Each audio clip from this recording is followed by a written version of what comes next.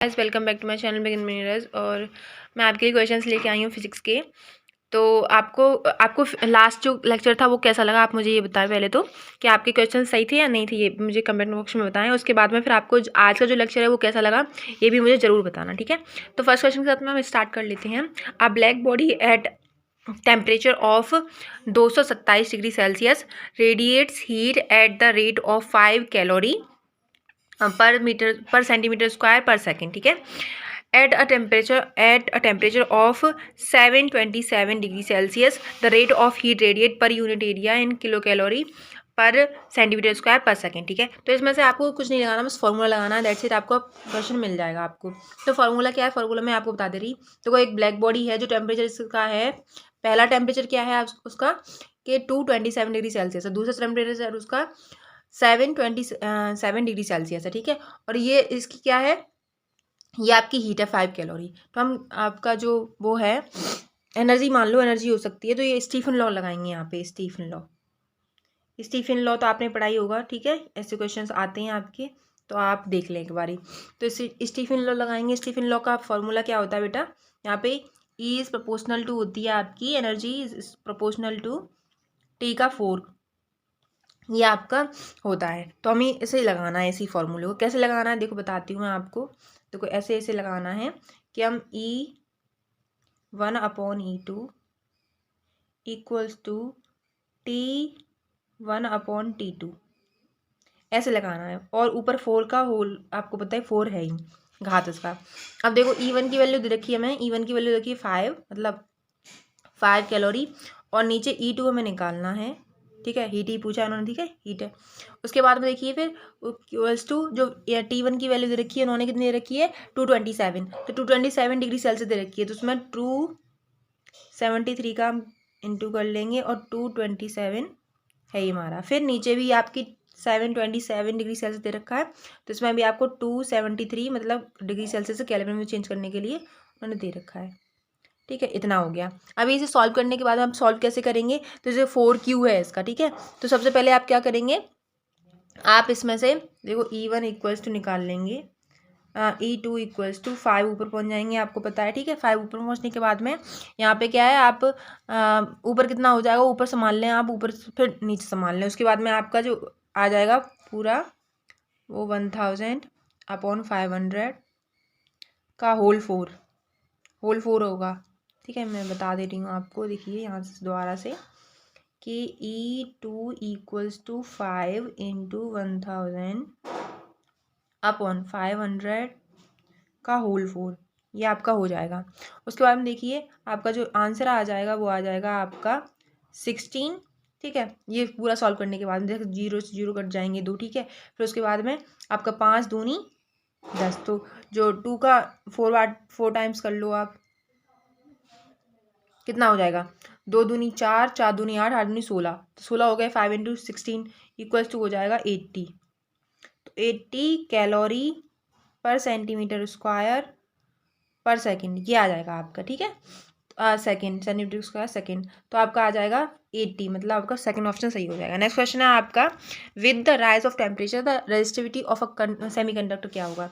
जैसे ही आपकी जो टेम्परेचर बढ़ता है तो रेजिस्टिविटी सेमीकंडक्टर की क्या हो जाएगी, रिमेनिंग अनचेंज्ड हो जाएगी, इंक्रीज हो जाएगी, डिक्रीज हो जाएगी, या फिर फर्स्ट इंक्रीज होगी देन डिक्रीज होगी। तो आपकी अगर रेजिस्टिविटी पे चेंज आता है जब सेमीकंडक्टर में हम टेम्परेचर को राइज करते हैं तो आपका वो डिक्रीज होता है रेजिस्टिविटी, ओके।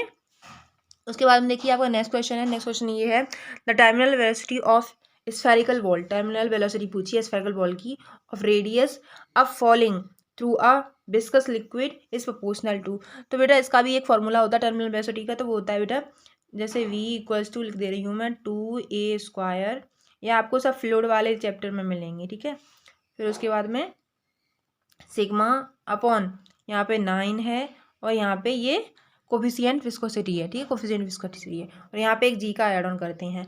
तो पूछ रहे हैं वो आपसे कि जो आपका वो होता है फॉलोइंग रेडियस के अराउंड पूछ रहे हैं वो, तो रेडियस के अराउंड क्या हो जाएगा आपका A²। देखिए ये आपकी क्या है रेडियस है, तो A² में प्रोपोर्शनल है ना ये विस्कोसिटी, तो इसलिए ये हो जाएगा। नेक्स्ट क्वेश्चन है आपका फोर्थ क्वेश्चन कह रहा है the physical quantity which is not a unit of energy is. तो इसमें पूछ रहा है कौन सी एनर्जी की यूनिट नहीं है, ये पूछ रहा है इसमें, ठीक है, नहीं है एनर्जी की यूनिट। तो इसमें आपका जो एनर्जी का यूनिट नहीं है वो है बेटा आपका b option, mega electron volt second, ये आपका नहीं है, not a unit of energy while there are unit of energy, ठीक है, others are while others are unit of energy, लेकिन ये यूनिट नहीं है एनर्जी की। उसके बाद हम देखिए फिफ्थ क्वेश्चन है आपका good emitters are good absorbers is a semi statement conducted from. तो आपका ये वाला जो स्टेटमेंट था वो किसने दिया था, वो पूछ रहे हैं आपसे। तो आपका ये वाला जो ऑप्शन है बेटा वो है आपका किरचॉफ लॉ ने दिया था। तो आपका जो डी ऑप्शन है वो सही हो जाएगा। कैसे लिखेंगे आप कि E1/A1 इक्वल टू E2/A2, जैसे मीनवाइल आप लिखोगे इसे E1/A, तो ये किरचॉफ लॉ ने दिया था आपको, ठीक है, किरचॉफ लॉ तो आपको आराम से पता होगा। फिर नेक्स्ट क्वेश्चन है आप for hydrogen atom electron in nth Bohr orbit the ratio of radius का रेशियो पूछा है of orbit to its de Broglie wavelength, तो ये पूछा हुआ है आपसे। तो देखिए आपको कैसे सॉल्व करना है, सॉल्व करके बता दे रही हूँ मैं आपको सॉल्व कैसे करना है। आपको जैसे कि पता होगा कि जो nth ऑर्बिट होता है आपका रेडियस, तो कैसे निकालते हैं उसे, R equals to epsilon naught n square h square upon आपका होता है पाई m Z/E स्क्वायर, ये आपने बोहर ऑर्बिट वाला पढ़ा होगा फॉर्मूला, ठीक है। उसके बाद में जो डी ब्रॉगली वेवलेंथ होती है वो क्या होती है, वो होती है H/MB, जैसे कि हम इसे ऐसे भी लिख सकते हैं H/P, ऐसे भी लिख सकते हैं, ठीक है। उसके बाद में आपका ऐसे क्या हमें इक्वल करना है, ratio of both R and lambda दोनों को इक्वल करना है। तो कैसे करेंगे, तो रेशियो आप लिख दे रही हूँ,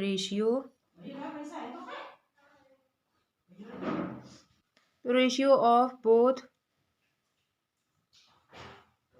तो ratio of both R and lambda बेटा, R एंड लैम्डा कैसे लिखेंगे, आपको तो R ऊपर लिखना है, नीचे लैम्डा लिखना है।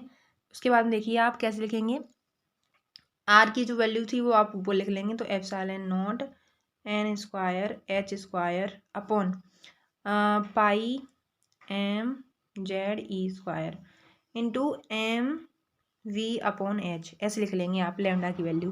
उसके बाद में जो कट रहा है वो काट देंगे उसे, तो आपका जो V इक्वल टू हो जाएगा वो क्या आ जाएगा, आपको जो फ्रीक्वेंसी है वो निकल आएगी आपकी Z/E square upon 2H epsilon naught n, ये आ जाएगी। तो R अपॉन लैम्डा की वैल्यू आ जाएगी आपके पास में 2/पाई, ठीक है।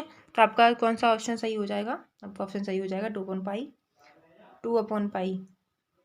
तो आपका ऑप्शन सही हो जाएगा फर्स्ट n/2पाई, 2/पाई नहीं है, R अपॉन लैम्डा की वैल्यू हो जाएगी आपके पास में n/2पाई, ठीक है, ये आपका ऑप्शन सही हो जाएगा, ठीक है। नेक्स्ट क्वेश्चन पढ़ लेते हैं हम। नेक्स्ट क्वेश्चन है आपका कौन सा क्वेश्चन है, सेवन्थ क्वेश्चन बोल रहे हैं वो, a current passing through a coil of self inductance of 2mH, self inductance 2mH change at the rate of 220 ampere milli ampere और EMF की कॉइल बताना है आपको। तो इसका जो वैल्यू कैसे निकालेंगे आप बताइए मुझे, कैसे निकालोगे। एज यू नो आपने इसका फॉर्मूला पढ़ा होगा कि E-N D और ये क्या था आपका मैग्नेटिक फ्लक्स था और DT, ये आपने पढ़ा होगा जरूर फॉर्मूला, ठीक है। फेराडेज सेकंड लॉ है ये, ठीक है, फेराडे सेकंड लॉ, ये फॉर्मूला पढ़ा होगा आपने। इसी में आपको सारी वैल्यूज पुट करनी है। अब कैसे, आपको दे कैसे रखा है, विच गिव्स, देखो दे कैसे रखा है, E इक्वल्स टू -LdI/dt। उसके बाद में देखिए अभी क्या आपको सारी जो वैल्यूज़ हैं वो पुट करनी है, तो कैसे पुट करेंगे आप, देखिए मैं बताती हूँ नेक्स्ट पेज पे आपको कि आपको क्या करना है, E इक्वल्स टू 2 × 10⁻³ इंटू 20, यहाँ पे इसकी वैल्यू रख दी है, ठीक है, इंटू 20 मिली एम्पियर है। मिली एम्पियर को कैसे चेंज करेंगे, मिली को 10⁻³ लिखते हैं तो ऐसे लिख देंगे, ठीक है। उसके बाद में आपको क्या है, दैट्स इट, आपका फॉर्मूला निकल आया। तो कितना हो जाएगा ये 40, बस 40 माइक्रो वोल्ट, क्योंकि 10⁻³ है, 10⁻³ है तो -3 माइनस के 6 हो जाएंगे। तो माइनस के 6 क्या होते हैं, μ = 10⁻⁶ 1 माइक्रो होता है, ठीक है। तो 40 माइक्रो वोल्ट आ जाएगा आपका, 40 माइक्रो वोल्ट आपका सेकंड ऑप्शन है। नेक्स्ट क्वेश्चन है आपका 8, two simple harmonic motion A and B are given respectively by the following equation. जैसे y one is equal to A sine omega T plus 5/6 और y two equals to A sine omega T plus 3 पाई/6, ठीक है। The phase difference between the waves is, तो phase difference इसमें से निकालना है। आप कैसे निकालेंगे बताइए मुझे, calculate how you calculate phase difference. तो देखो फेज डिफरेंस कैसे निकालेंगे आप, मैं आपको बताती हूँ बेटा। आपको सिंपल सा फॉर्मूला लगाना है। जैसे देखिए आपने फेज डिफरेंस तो पढ़ा ही होगा, तो डेल्टा फाई इक्वल्स टू 1 - 2 ये होता है, ठीक है। उसके बाद में आपको करना है फेज डिफरेंस दिखना है ओनली। तो फेज डिफरेंस क्या दे रखा है, जो फेज डिफरेंस है आपका कौन सा, 3 पाई/6, ये आपका फेज डिफरेंस होता है ये, ठीक है। माइनस आपको क्या करना है, पाई/6। इसे सॉल्व करेंगे तो 6 नीचे आ जाएगा, ऊपर 3 पाई में से पाई घटा देंगे, मतलब 2 पाई आ जाएगा। मतलब ओवरऑल कितना आ जाएगा, 2/पाई/3 आ जाएगा आपका। मतलब तो आपका जो ऑप्शन कौन सा सही हो जाएगा बताइए आप मुझे, थर्ड ऑप्शन सही हो जाएगा ना, हो जाएगा आपका थर्ड ऑप्शन सही हो जाएगा। नेक्स्ट क्वेश्चन है आपका नाइन्थ क्वेश्चन बोल रहा है अ stretched string of length L, ठीक है, फिक्स्ड एट बोथ एंड्स। अब वो क्या है, एक स्ट्रेच स्ट्रिंग है, वो दोनों ही स्टैंड पे फिक्स कर दी है। कैन फिक्स बोथ एंड, ठीक है। Can sustain stationery waves of wavelength lambda given by. तो आप में इसको ना बताना है कि एक दो आपके पास में स्ट्रिंग दे रखी हैं, एक स्ट्रेच स्ट्रिंग है जो बोथ एंड्स पे क्या कर रखी है, फिक्स कर रखी है। तो इसकी स्टेशनरी जो वेव होगी वो किस किस हिसाब से वो होगी, वेवलेंथ आएगी। तो बेटा इसका क्या हो जाएगा, if number of loops in string is n then, अगर आपके जो लूप बनी है स्ट्रिंग में, जो स्ट्रिंग है अपनी, जैसे स्ट्रिंग ऐसी है, ठीक है। अब उसमें जो लूप बनी है, लूप कैसे बनी है, अगर nth लूप बनी है, nth मतलब कोई नंबर हमें पता नहीं है कि हमें कितने लूप उसमें बन गए, तो हमें निकालना कैसे होता है, तो जैसे निकालना होता है जैसे L इक्वल्स टू n λ/2, ऐसे इसका वो होता है फॉर्मूला। उसके बाद में देखिए लेमडा हमें निकालना, वेवलेंथ ही पूछिए हमसे, वेवलेंथ, ठीक है। तो हमें लेमडा निकालना, लेमडा कैसे निकालेंगे, लेमडा इक्वल्स टू आपका हो जाएगा 2L/n। तो आपका जो फॉर्मूला हो जाएगा वो हो जाएगा 2L/n, मतलब थर्ड ऑप्शन आपका सही हो जाएगा, ठीक है। नेक्स्ट क्वेश्चन है आपका 10th, but last but not least, आपके नीचे भी क्वेश्चन है लेकिन मेरे पास में अभी टाइम नहीं है, तो मैंने सोचा 10 क्वेश्चन आपको करा देती हूँ। देखिए 10th क्वेश्चन है आपके पास में, an observer moves towards a stationary source of sound, ठीक है। अब ये किसका है, ये भी आपका वेव का ही है, वेव चैप्टर का है, ठीक है। तो stationary sound source of sound, ठीक है, stationary source of sound with velocity कितने दे रहा है, 1/10 velocity of sound. The apparent change in frequency, तो फ्रीक्वेंसी पूछी उन्होंने कितनी, जो उसके एपरेंट है उसकी फ्रीक्वेंसी में क्या चेंज आएगा। तो वो चेंज क्या आ जाएगा बेटा आपका, देखिए तो आपकी जो एपरेंट फ्रीक्वेंसी क्या होगी बेटा, ऐसे निकालते हैं, देखो फॉर्मूला क्या होता है इसका, फॉर्मूला ये होता है आपका वी, जो फ्रीक्वेंसी होती है डैश इक्वल टू फ्रीक्वेंसी और v minus observer plus observer और वी, ठीक है। ये हो गया सोर्स और ऑब्जर्वर की बात चल रही है, तो सोर्स का ये होगा, ऑब्जर्वर का ये होगा। तो कैसे निकालेंगे, जैसे हमारी जो ऑब्जर्वर है उसकी दे रखी है V/10, 1/10 बताया था उन्होंने, वो दे रखी है। उसके बाद में आपको यहाँ पे पुट करना है, तो पुट करेंगे आप कैसे पुट करेंगे, यहाँ पे V0 की जगह पे V/10 रख देंगे। देखिए जैसे यहाँ पे V dash equals to V plus V/10, वही V0 की जगह पे रख दिया है मैंने, अपॉन V, ये आपकी वैल्यू है। उसके बाद में आप अगर इसे सॉल्व करेंगे, सॉल्व करने के बाद में आपके सामने आ जाएगी ये वैल्यू, सॉरी देखिए V dash equals to V plus V/10 upon V, ठीक है। उसके बाद में सॉल्व करेंगे तो V dash equals to 11/10V, solve करने के बाद में आ जाएगा इजीली। तो आप इसे काट लोगे इसे, ठीक है। इसे काटने के बाद में क्या आ जाएगा आपका, देखिए यहाँ पे क्रॉस मल्टीप्लाई करते हैं ना जो अपने लोग LCM और HCF करते हैं, तो LCM करना है, तो 10V प्लस V/10, तो आपका हो गया 10V और V मिला के 11V हो जाएगा, अपॉन 10 हो जाएगा, ठीक है। उसके बाद में देखिए चेंज इन फ्रीक्वेंसी, अब इसको हमें चेंज करना है फ्रीक्वेंसी में, तो चेंज कैसे करोगे फ्रीक्वेंसी में, जैसे चेंज करने में आपको क्या मिलेगा, 10 11V/10 माइनस V, मतलब चेंज इन फ्रीक्वेंसी करना है आपको। तो इसमें क्या बचेगा आपको, 11V में से 10V इधर चला जाएगा, इसमें भी आपको एलसीएम लेना, तो कैसे लेंगे, देखिए क्या वैल्यू है आपकी, 11V/10 माइनस V, यही तो आपका change in frequency, change in frequency में से लिख दे रही हूँ, फ्रीक्वेंसी। तो इसे कैसे निकालेंगे आप, 11v ऑलरेडी दे रखा है, इधर 10v मल्टीप्लाई हो जाएगा अपॉन 10, बचेगा कितना ये v अपॉन 10, इतना ही आ रहा है चेंज, है ना, आ रहा है कि नहीं आ रहा है।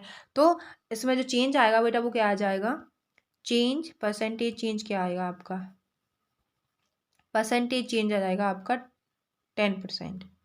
ठीक है, 10% आपका जो ऑप्शन है वो सही हो जाएगा, मतलब आपका थर्ड ऑप्शन है वो सही हो जाएगा, 10% चेंज आ जाएगा। Thank you so much for watching my, take care. और आपको कोई भी ऐसे क्वेश्चन लग रहे हैं कि मैम सही है तो मुझे प्लीज़ एक फीडबैक ज़रूर देना कि मैम क्वेश्चन सही है, और आप कराते जाइए आगे। और आप प्लीज़ वीडियो को लाइक शेयर सब्सक्राइब जरूर कर दिया करें मेरे चैनल को, और वीडियो को भी शेयर कर दिया करें, और भी बच्चों के पास में पहुंच जाएगा अच्छा कंटेंट। तो आपको ही भगवान, मतलब आपको ही प्रे करेंगे, आपको ही मैं तो बस डाल सकती हूँ, और आप सिर्फ उसे शेयर कर सकते हैं कि जो क्वेश्चंस हैं वो मल्टीपल टाइप्स के क्वेश्चंस अगर आपके पास पहुँचेंगे तो आप, और जो बच्चे और भी देना चाहते हैं जो 2023 के एस्पायरेंट हैं, तो उनके लिए फ़ायदा हो जाएगा। Bye, take care.